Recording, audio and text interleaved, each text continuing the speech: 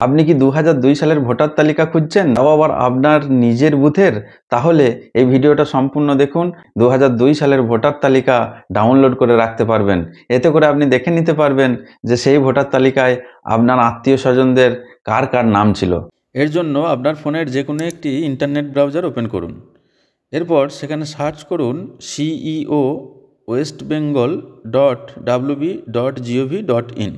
এই ওয়েবসাইটটি সার্চ করার পরেই যে অ্যাডভার্টাইজমেন্টটি শো করবে সেটিকে ক্রস চিহ্নই টাচ করে কেটে দিন। এরপর একটু নিচের দিকে লক্ষ্য করুন, আপনি পেয়ে যাবেন ইলেকটোরাল রোল অফ এসআইআর 2002, এই অপশানটিতে টাচ করে দিন।